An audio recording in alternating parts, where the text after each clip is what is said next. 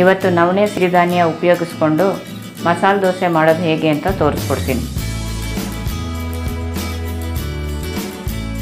ಇದುವರೆಗೂ ನಮ್ಮ ಚಾನಲ್ನ ಸಬ್ಸ್ಕ್ರೈಬ್ ಮಾಡದೇ ಇದ್ದರೆ ಸಬ್ಸ್ಕ್ರೈಬ್ ಮಾಡಿಕೊಳ್ಳಿ. ವಾರಕ್ಕೆ 2 ಸಿರಿಧಾನ್ಯದ ಅಡುಗೆಗಳನ್ನು ಮಾಡಿ ತೋರಿಸ್ತೀನಿ. ಆರೋಗ್ಯಕರವಾಗಿರುತ್ತೆ ಮತ್ತು ರುಚಿಕರವಾಗೂ ಇರುತ್ತೆ. 2 ಕಪ್ನಷ್ಟು ನವಣೆ, ಅರ್ಧ ಕಪ್ನಷ್ಟು ಉದ್ದಿನ ಕಾಳು, 1 ಸ್ಪೂನ್ನಷ್ಟು ಮೆಂತ್ಯ, ಇದೆಲ್ಲನೂ 1/3 ನೀರು ಹಾಕಿ 5-6 ಗಂಟೆ ನೆನೆಸಬೇಕು. ಇವಾಗ 3 ಪದಾರ್ಥಗಳನ್ನು ನೆನೆಸಿ 5 ಗಂಟೆ ಆಗಿದೆ. ಎಲ್ಲ ಚೆನ್ನಾಗಿ ನೆಂದಿದೆ. ಎಲ್ಲನೂ ಸಪ್ರೇಟಾಗಿ ರುಬ್ಕೊಳ್ಳೋಣ.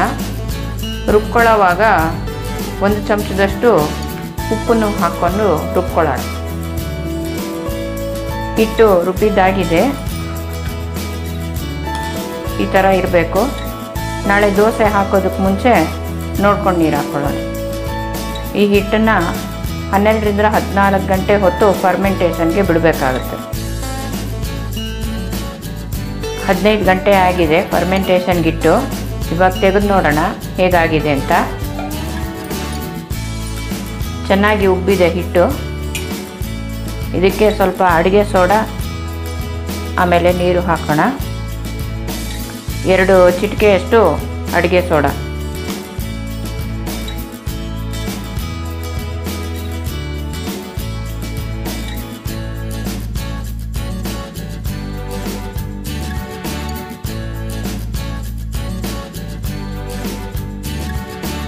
ಇದಕ್ಕಿನ್ನೂ ನೀರು ಹಿಡಿಸುತ್ತೆ.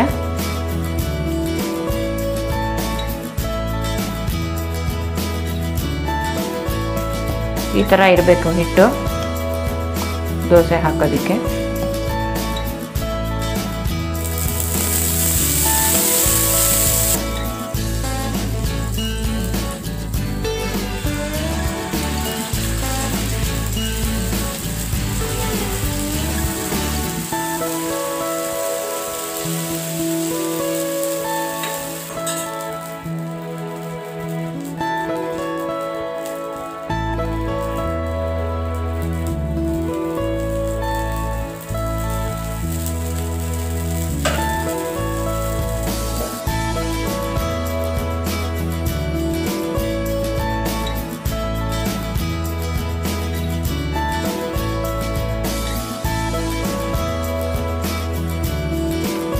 ಒಂದೊಂದು ಸರ್ತಿ ದೋಸೆ ಕೆಂಪಾಗಿ ಬರಲಿಲ್ಲ ಅಂದರೆ ಹಿಟ್ಟಿಗೆ 1/2 ಕಪ್ನಷ್ಟು ಗಟ್ಟಿ ಹುಳಿ ಮೊಸರು ಹಾಕ್ಕೊಂಡ್ರೆ ದೋಸೆ ಕೆಂಪಾಗಿ ಬರುತ್ತೆ.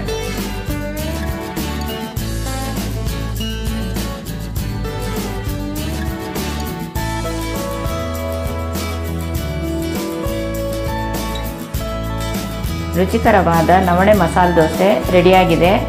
ಗರಿಗರಿಯಾಗಿದೆ. ನೀವು ಮಾಡಿ ನೋಡಿ. ನಿಮಗಿಷ್ಟ ಆದರೆ ಈ ವಿಡಿಯೋನ ಲೈಕ್ ಮಾಡಿ, ಶೇರ್ ಮಾಡಿ, ನಮ್ಮ ಚಾನಲ್ನ ಸಬ್ಸ್ಕ್ರೈಬ್ ಮಾಡಿ.